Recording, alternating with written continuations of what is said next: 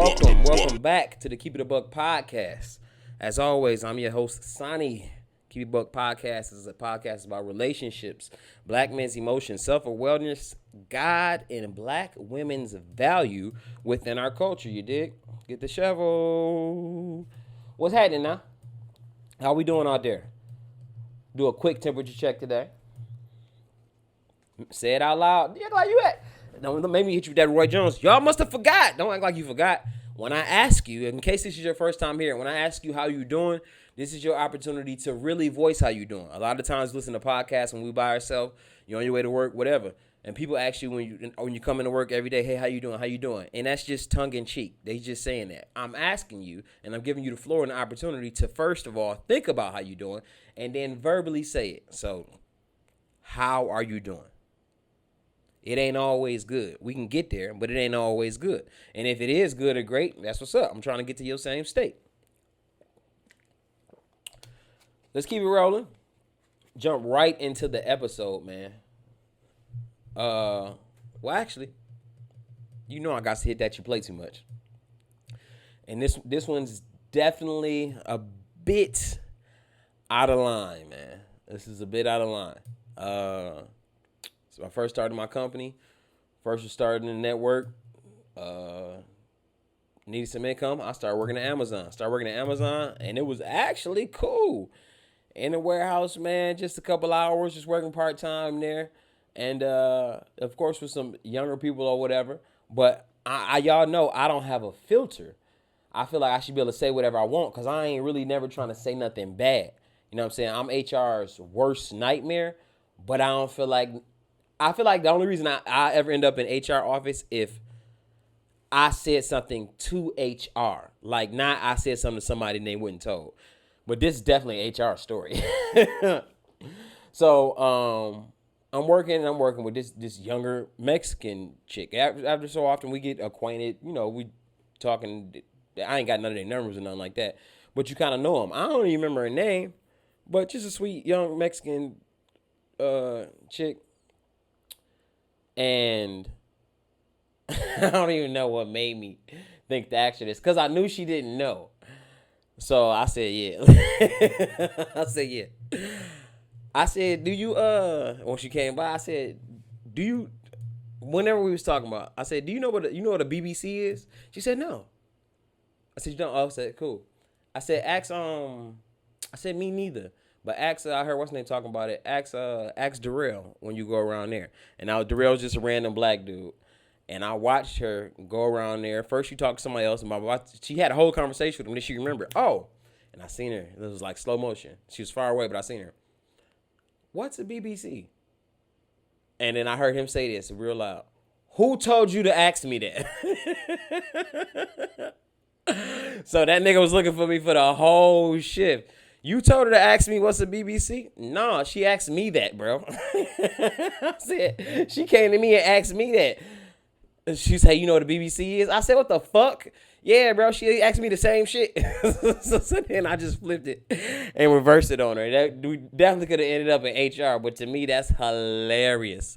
Having somebody ask somebody that. Just some content that they don't know. That was inappropriate for sure, but hey, man, I'm HR's worst nightmare. Sorry. All right. Speaking of the BB, I'm just playing. Today's topic is we're gonna talk about soulmates, right? And I mean, how are we spelling that when we say soulmates? Is that one person? Like when we say soulmate, that's just one.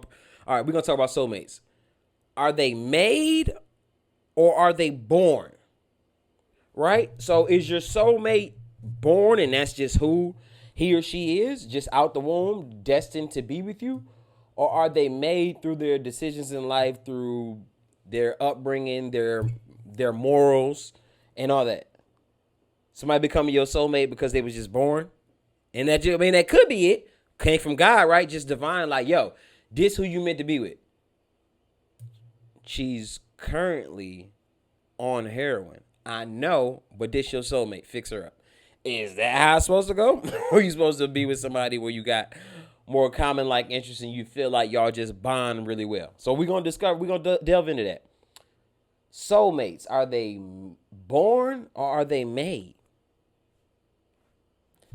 Um, because according to scientists estimate. It's estimation from scientists. Don't get at me, get it to scientists. It's a 1 in 4 trillion chance of being born. Right? That means from the seed going to the egg and fertilizing and all that. You have a 1 in 4 trillion chance in being born. So all of us here, by getting here, we already hit the lotto because we had a 1 in 4 trillion chance in being born. Boom. So I guess you meet some type of qualification for being somebody's soulmate from that, maybe. And when I say born or made, are we who we are due to life's deck of cards? You know what I mean? Like, are you who you was always gonna be, no matter where God put you? If you was an orphan, if you was another religion, if you was born in another country, like, are we who we are due to the deck of cards that we was dealt? And I think that's a valid question. Like an appreciation, for example, the appreciation for Victorian art, right? You might meet your wife at an exhibit for Victorian art. It's hard for somebody to just get into that. That's like something somebody in your family then done. So now you into Victorian art too. Something like that, like, or was you just born to be into Victorian art? You know what I mean? I don't know. I want to maybe reserve what I think. But just think about that. Are we who we are based on just who we are, or are we who we are based on the environment and the life of cards that we were dealt? Because we cannot pick that. Is a soulmate a person who possesses a list of characteristics and core values, or is it just everything got to be spot on? So let's break that down. When you say soulmate, what are we meaning when we say soulmate? What do they have to have? Because I think somebody having a lot of things that you like just makes y'all compatible, right? So what is the criteria for somebody to be your soulmate? Just blindly right now, what is your criteria? And I guess I'll give mine if I'm feeding into a soulmate. Oh. Eesh. I think a soulmate is probably has less to do with how much y'all got in common and how much y'all enjoy each other, and more to do with how much y'all need each other. Now, how you can equate that need however you want. Might need somebody emotionally in that area who's able, because not everybody, you don't bond with everybody emotionally like that, where they really get you. Sometimes they just try to get you, but y'all just don't get each other. You don't understand their past. You try to understand their past, but they won't let you in. But they won't let you in because they don't think that you wanted to be in. Whatever it is, sometimes you just don't bond emotionally with somebody. And that's the case. But as far as whether I like this person a lot, we get along, we like the same things, it's never a moment where I don't enjoy her. Or it's never a moment where I don't enjoy him. Like, you know what I mean? It's just we are fit for each other. That's cool. But I think it comes in a relationship, it's going to be a time where you're going to need that person. And it's going to be times, not a time. I feel like there should be times.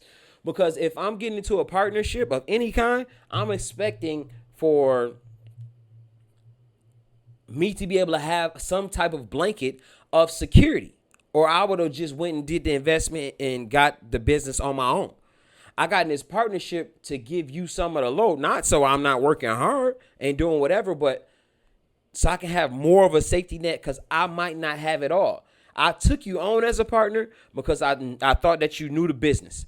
You showed me that you got your own businesses, and we've had meetings and we figured out, okay, all right, this person knows the business. This person can be an asset. We can be an asset to each other to build something stronger.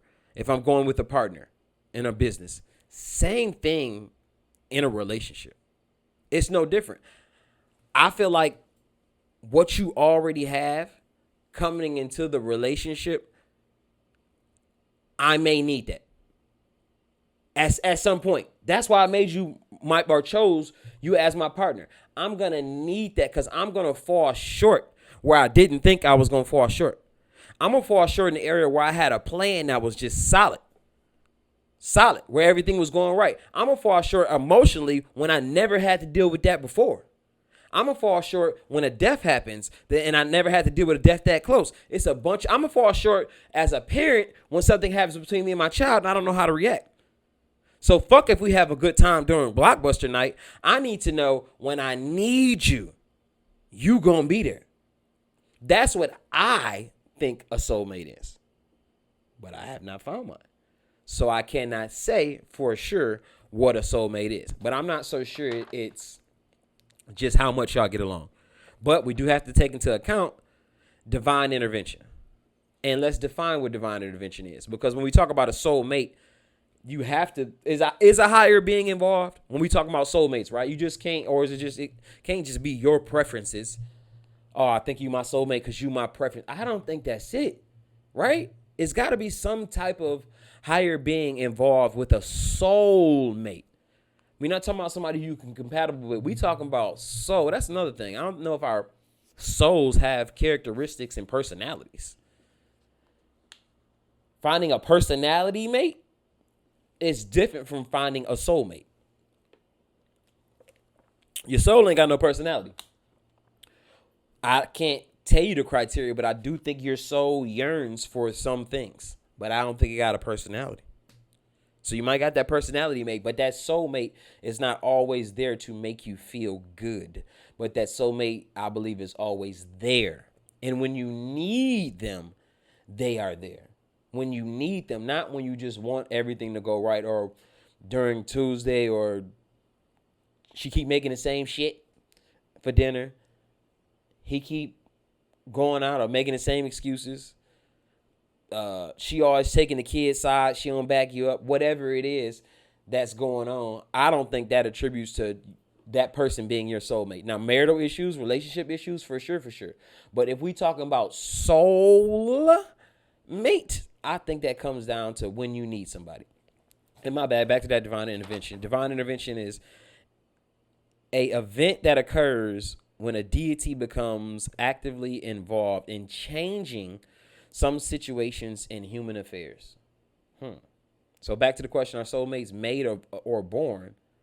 Let's pay attention. Are soulmates made or born? Divine intervention, an event that occurs when a deity becomes actively involved in changing some situations in human affairs. Now, can that be changed in the womb? Like, nah, I'm gonna make her soulmate buddy.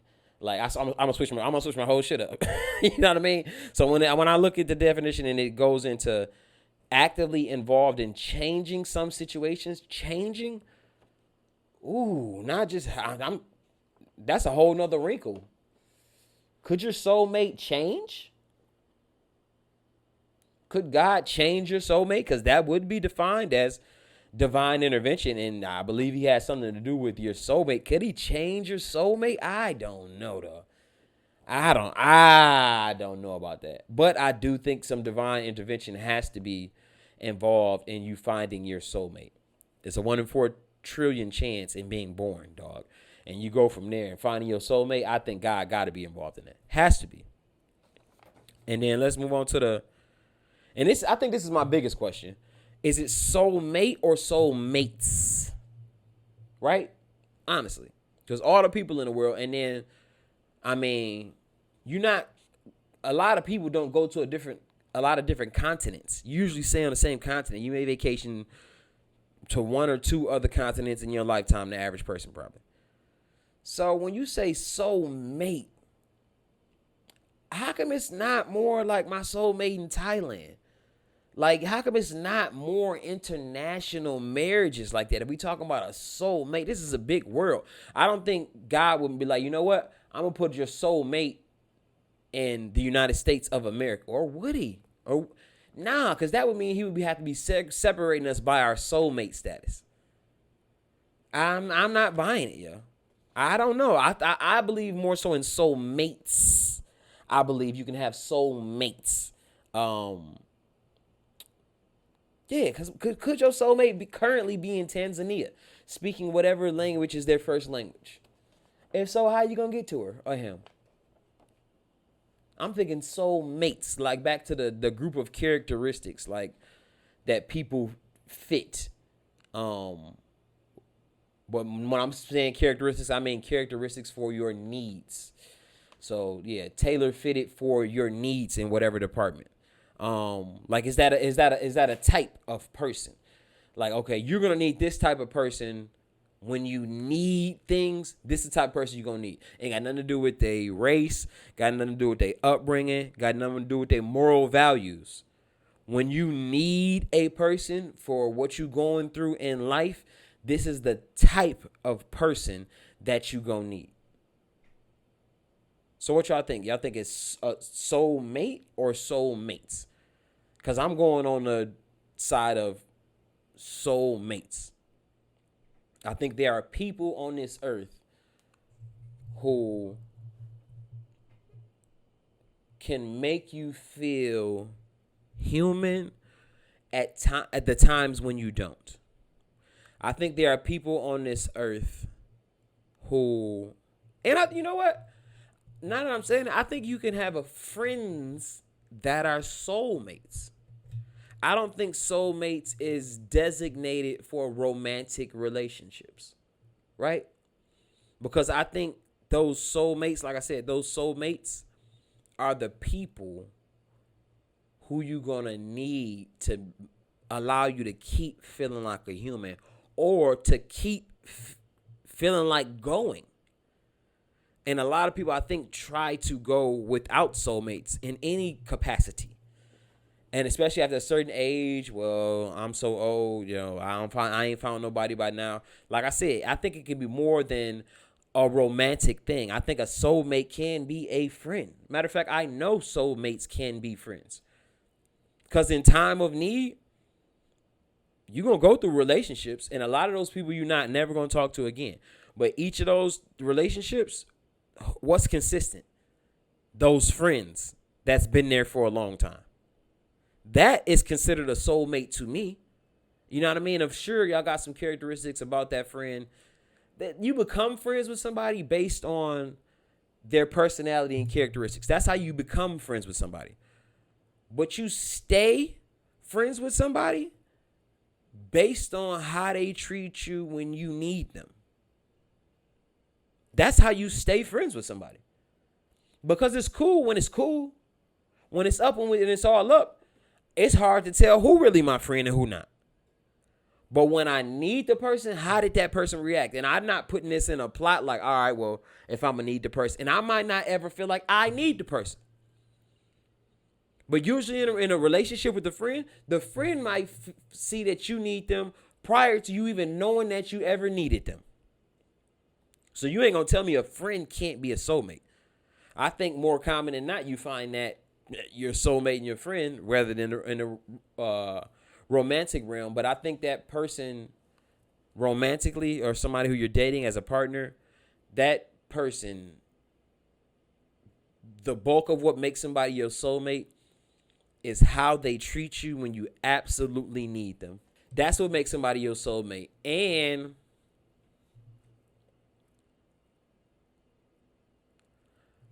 I kind of think they born with that.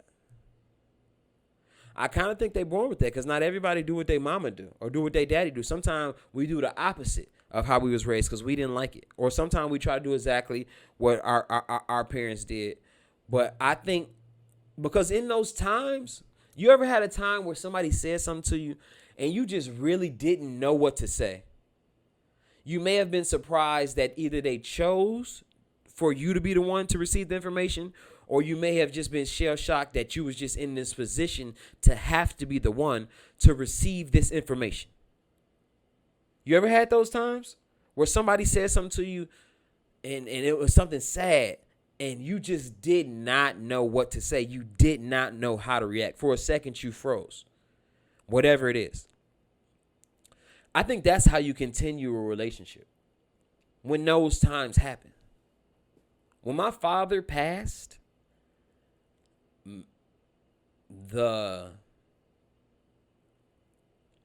I watched my friends like try to hold back their pain so I wouldn't feel none. But I could feel it on them. I think I handled my father's death pretty well. But I'm saying, like, I could feel their effort to try not to be sad or try not to lean toward that direction and to just be what I needed. And you want me to be honest? That's what I needed. So when we talk about a soulmate, we talk about when your parent die. The people around you who don't know what to say in that moment. Right? We just talked about that. Yo, my dad just died. You don't know what to say to that. As you grow, that's a first for you. When your friend's parent died. That happens. But it happens as you grow. So what I needed, I didn't need those people who I consider my soulmates' personality. I didn't need their moral compass. I didn't need how their parents raised them. I needed what they already possessed. It got nothing to do with their personality. It had something to do with their soul. They could feel what I needed. And they didn't know it, but I could feel what they were doing. And it honestly was a lift to me. I never had time to really sit and think and process in a bad way what had happened. And my father had a relationship with all these people who I consider my soulmates. My pops knew him. So it wasn't just my friend dad died. They knew the nigga. And what they was providing for me was definitely a soulmate. And I mean, I think I've dated a soulmate before. I don't think you automatically have to end up with your soulmate in a relationship status. I believe I've dated a soulmate, maybe more than one, honestly. Because no different than my friends, my platonic friends who I'm talking about, these people were there or have been there in times where I needed them. So I think we may throw that word soulmate around too casual, like it just has to be your husband or your wife. And that's uncomfortable to even think about, that you have a wife, but I feel like I have somebody who else I dated previously was also my soulmate. And maybe your wife ain't your soulmate. Y'all just fit together for whatever's going on. That don't mean that you're yearning to be with that person. Like I said, you don't have to be with your soulmate, but there may be somebody who you've dated in past who took you through some times, or who were with you through some times where you needed a person. You absolutely needed a person. And I'll be damned if you cannot discount that as a soulmate if they gave you what you needed. Just because y'all didn't work out in that moment going forward in a relationship manner, that don't really discount how special that relationship is. You don't date that many people. You shouldn't seriously date that many people. I ain't gonna say shouldn't. Most people don't seriously date that many people. So if I dated you, and I talked about this in episode 1, is it cool to still love your ex? If I dated you, I assume, and especially if it was long-term in any variety, I assume for us to have a special bond. A one-to-one bond. That don't mean I want to be with you, you want to be with me. But if I dated you for a long time, that means we went through a lot of stuff and we made this choice to be together. Unless maybe we was younger and it was just something to do. But other than that, if we dated for a long time, we should have a one-to-one bond. It should be parts and factions of my life and your life that was only shared with this person or these group of people. Maybe share with your mom and other people too. But I was always involved for those 4 to 6 years. You keep telling me that I can't have a special bond with you? No disrespect to your husband if you moved on. And that's not asking for nothing going forward. But it'll be ignorant of me not to recognize the special bond that I had with somebody who was there when I needed them in a way that I needed them. And that's just how I feel. I feel like it's soulmates, not a soulmate. That quote of the day is from Money Talks, which is in 1997. It don't seem like it was that long ago. Money Talks, Chris Tucker, is underrated movie. I got to go back and watch it again. My nigga Vic Damone. But the quote is, and this was this was after he gave a speech, which was just Barry White lyrics. If you never seen the movie, but he was giving a speech at an engagement party, a big engagement party that he wasn't even supposed to be at. It was a Barry White lyrics. And, you know, everybody was impressed with him when he was done. And I don't even know what this means. But I try to do what I can do when I can do it. I don't know what that means, but I know what that means. I try to do what I can do when I can do it. You feel me? She's his first, his last, his everything. That was the quote from the Barry White song. And I'm saying, if that's your soulmate, if he your first, your last, your everything, you gotta treat him like that, ma. If she your first, your last, your everything, you gotta treat her like that, bro. You got to. You have to. If you honestly feel like that, if you run around and you really feel like this is your soulmate, it's going to be some stuff about this person that you don't like, and y'all going to have to go through some trials and tribulations. It is not about exactly being right all the time and her doing the right thing or him doing the right thing all the time. But if that person is your first, your last, your everything, you got to treat them that way. That means when they need you, fuck what they did. It don't matter what they did. It don't matter how many times you told them and they made the same mistake and they only made a mistake because they wasn't listening to what you said. It don't matter. When you need them, when they need you, you gotta be there. If that's your soulmate, because that's your job as a soulmate. It's not to be there just during the good times, dog. It's not to be just funny at the dinner parties and be cool. I can bring you anywhere, or are you cool around my family? You get along with my family. That's cool. That's dope. But to be a soulmate, when you need that person or when that person needs you, you're going to have to show up, dog. Or don't even consider yourself a soulmate. I try to do what I can do when I can do it. And then, y'all know I've been working on a project for Guide to Learning Black People because I just feel like that's the issue is people just don't know black people. You half the racism can just be, maybe not racism, but... yeah, half the racism or the way they treat black people or view black people can be changed just if they really knew who black people was. And I honestly feel like that. And the Guys Learning Black People tip for today is black people are naturally scared of dogs. I'm just going to let you know that right now. I don't know if the dog population in Africa is not, like everywhere else. And quite frankly, I feel like the dog delegation may have something against us. Your own pet like you, for sure. But if we going by the numbers, I don't think white people getting chased by dogs. And we not all training our dogs to just be some mean motherfuckers. But the next time you around a group of white people, ask them to break down a story and explain the time when they had to run from a dog. You know why they're not going to have a motherfucking story? Because they're not going to run. That dog going to have Drew Slob coming down. Weigh 174 pounds, barking like a grown man, a LeBron dog. That white lady going to get down on one fucking knee in front of that dog and say, "Are you hungry? Oh my goodness, are you hungry? He's hungry. David, we have to get him some food. David, go by the Subway or we have to get him some food."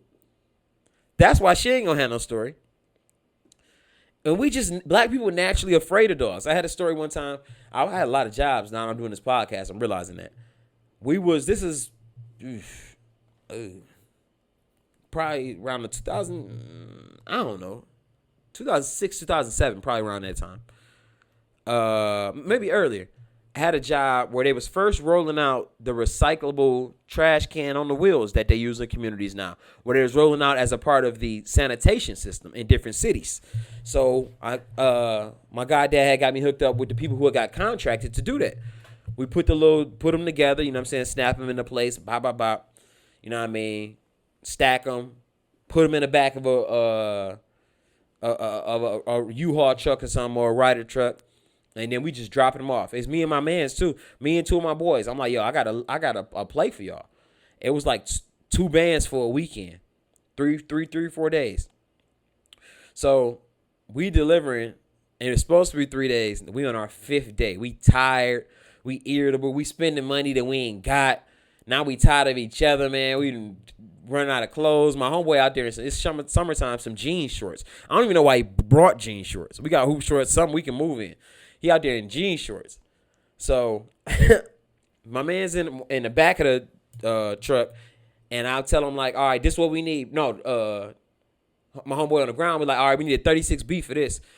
Dude, to push the size up we need, I grab it, give it to my man. He'll put it on the ground. All right, check it off. All right, next house, we need this, because it was different sizes. So I'm on the lift that's halfway down. My other homeboy all the way in the truck. And Butter is on the ground scratching the list off and confirming the houses.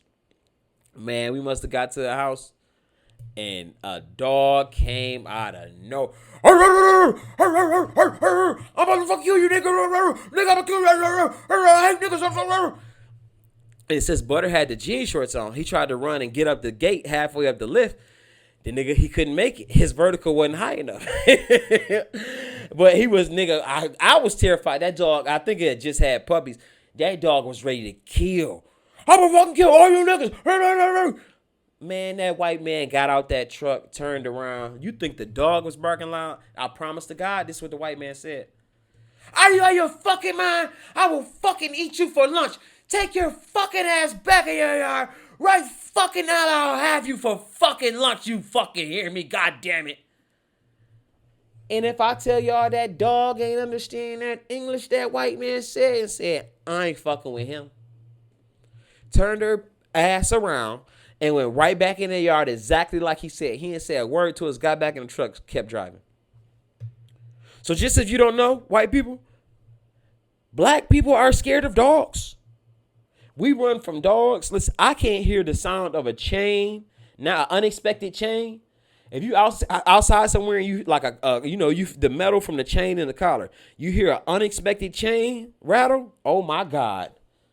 Head on a swivel, and I'm looking for the van, the one with the ladder. See, youngsters, y'all don't know. They used to make the vans with the ladder on the back. Now that was easy access. It's really some Resident Evil shit when you're running from a dog. Especially, you don't even have to, because you can hear the noise and don't know the size of the dog. I didn't run from a small dog before and didn't know. Once they get to going, sometimes they got that big bark. You feel me? But they used to make the vans with the ladders. You climb up the bitch. Hey. All the way on top. What's up? Ain't no way you getting up here. I don't care if you're a pit or nothing. Them ain't around no more. But you got to look for a car. But the bottom line is, black people are naturally scared of dogs. I would like a scientist, Neil deGrasse Tyson. Look into that. Why don't you? Why are black people naturally scared of dogs? Because I know I'm telling the truth. This is a fact we talking about. But matter of fact, email the show. I want y'all to email the show after y'all or go around white people and ask them to give you the story when they ran from a dog. Already know you got a story. You can lay it on them. White people don't run from dogs. They ain't scared of them. All right. Let's close out with the love yourself, love somebody else. And the love yourself is ask your loved ones about their experiences in their upbringing. Learn some of the whys about yourself, right? And I started doing this a couple years ago, just talking to my mom and talking to my granny. And just questions that I never really would have actually wanted to know I had a conversation about. But yeah, I used to walk to the store. Like, what used to do? I found out my granny's dad in the South, that nigga he was on. So she had a line of credit at the store and everything. So she a little bougie. And she's still a little bougie. And she was the only child, so I can see where it come from. And then I see the lineage go down to my mom and however it broke down. So yeah, ask your loved ones about their experiences growing up. Whether it was with their siblings, their parents, that's important too. Ask your parents about their experience with their parent. And in turn, you're going to learn a little bit about yourself and that, about your makeup and why you are who you are and why you act the way you act. You may like it, you may not like it, but it's important that you learn that about yourself. That's how you love yourself more. Ask those people who you love or who were responsible for your upbringing about their experiences. Matter of fact, it could help you find a soulmate or with your soulmate, who you with. And then to love somebody else, ask your loved ones about themselves. Everybody like to talk about themselves if there's an ear to listen. And then the older people get, the less ears it is to listen. And I don't care who you are. Like, that's a part of marketing and word to mouth. Word to mouth is just, I know something cool and I want to tell somebody. I want to tell you what I know. Everybody like to talk about themselves if you give them the ear to. So start asking people to tell you about themselves. I told you the other episode, nosy can be good sometimes. But we talk about people who you associated with, who had something to do with your upbringing, your elders or whatever. Just ask them about themselves. Because sometimes you go through life, and especially black people went through life without no type of mental health wasn't even on the radar for the most, the majority of our freedom. Like it wasn't available to us and we weren't even taught to think about it. So sometimes when you ask somebody about themselves and they get to speaking about themselves, that's the first time they thought that thought about themselves. But they needed you to pull that up out of them because, I mean, why would I even think about that? Well, damn. My dad did used to try to do that. So, or hold on. What a neighborhood that I grew up in, now that I think about it, like just ask somebody to talk about themselves. You can learn about them, but more importantly, they gonna like talking. Everybody likes talking about themselves. Just give somebody that opportunity that may not have that opportunity. All right, man, listen, it's on you, man, on whether you think the soulmates are made or soulmates are born. I still don't know if I came to a conclusive answer on that. I'm going to say soulmate. First of all, it's soulmates to me. Not soulmates, soulmates. And to me, it's a soulmate. Or soulmates is somebody who you need in situations where you didn't even think you was going to need somebody. And I think soulmates are born. I don't think they can be made. Got nothing to do with your moral compass when I need you. Because I might need you to, sometimes I need you to get with me, get behind me. You finna fuck some shit up. You know what I'm saying? So I think soulmates are born. I don't think they made. But, hey, email the show. Let us know. That's just my opinion. And, you know what I mean? I'm always going to keep it a buck with you. Because remember, you're not making sense if you ain't keeping it a buck. You feel me? Yep. Always keep that shit a buck. And if a nigga test your bloodline, stand for yours. The only thing that matters in this world, who